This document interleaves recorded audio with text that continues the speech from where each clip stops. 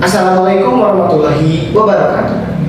Perkenalkan, nama saya Ramadan Muhammad Kutubi dengan NPM 24025120049. Di sini saya mendapatkan tugas mata kuliah manajemen keuangan. Di sini saya mendapatkan tugas mengenai menganalisis keuangan di perusahaan PT Garuda Food. Jadi di sini saya akan menganalisis dan menjelaskan keuangan selama 3 tahun terakhir dari PT Garuda Food. Di sini saya mengambil PT Garuda Food Indonesia dalam menganalisis keuangan di 3 tahun terakhir pada tahun 2020, 2021 dan 2022. Oke.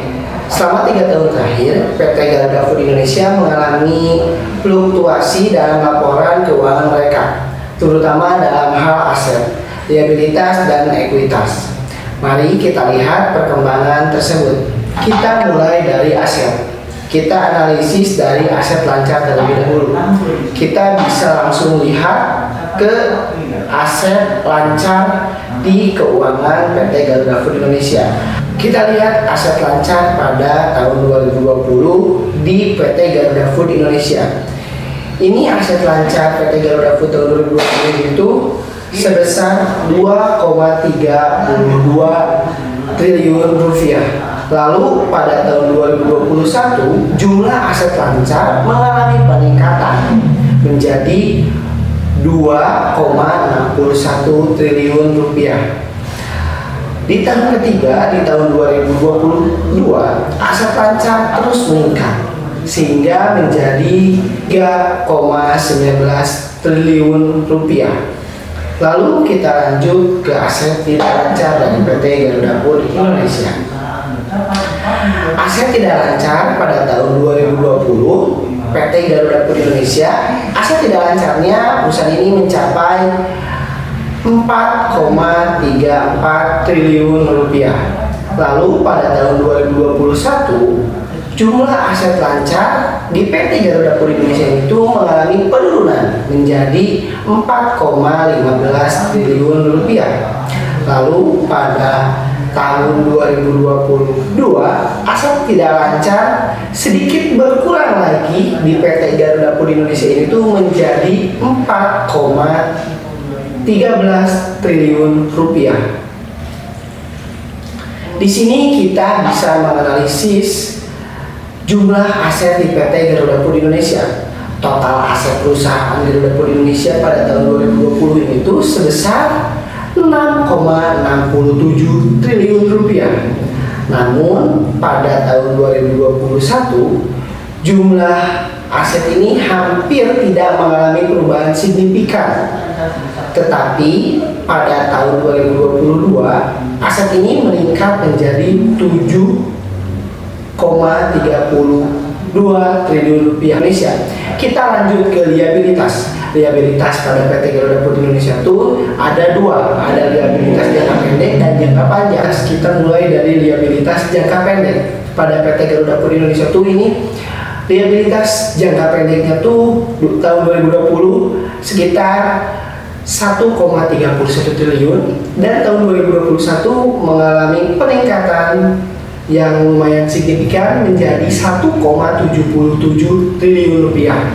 Dari 2022 jumlah liabilitas jangka pendeknya tuh mengalami peningkatan sedikit menjadi 1,3 triliun rupiah. Di sini juga ada liabilitas jangka panjangnya. Liabilitas jangka panjang di PT Garuda Food Indonesia tahun 2020 ini 2020 sebesar 2,38 triliun. Lalu di tahun 2021 tuh ini mengalami penurunan menjadi 1,95 triliun rupiah. Tapi di tahun 2022 mengalami peningkatan sebesar 2,14 triliun rupiah.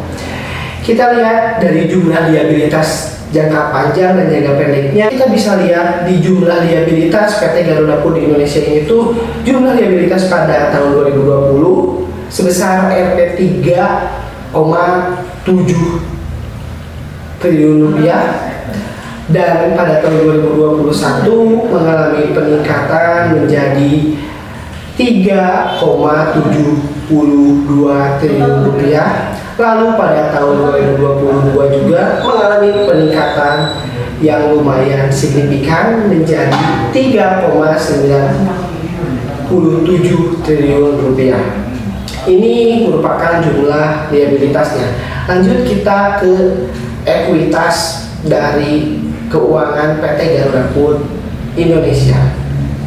Kita mulai dari jumlah ekuitas pada tahun 2020. Jumlah ekuitas pada tahun 2020 ini tuh sebesar 2,96 triliun rupiah.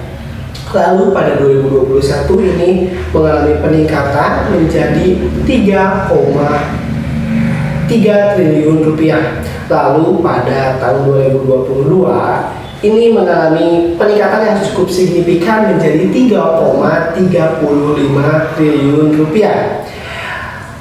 Kita lanjut ke jumlah liabilitas dan ekuitas. Jadi jumlah liabilitas dan ekuitas ini tuh kita jumlahkan pada tahun 2020 sebesar 6,67 triliun rupiah. Lalu pada tahun 2021 mengalami peningkatan menjadi 6,76 triliun rupiah. Lalu pada tahun 2022 ini mengalami peningkatan yang cukup signifikan menjadi 7,32 triliun rupiah. Jadi ini laporan keuangan dari PT Garuda Food Indonesia. Dimulai dari aset, ada liabilitas, dan juga ada ekuitas. Nah, kita bisa lihat ya.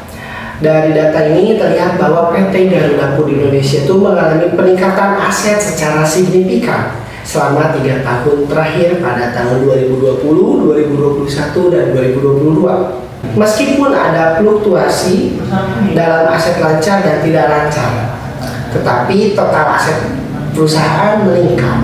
Liabilitas juga mengalami peningkatan, tetapi ekuitas juga tumbuh, menunjukkan bahwa perusahaan ini terus mengelola kewajiban mereka dengan baik. Hal ini menunjukkan bahwa pertumbuhan perusahaan selama periode tersebut itu sangatlah baik. Mungkin itu dari pemaparan mengenai tugas laporan keuangan PT Garuda Food Indonesia. Assalamualaikum warahmatullahi wabarakatuh.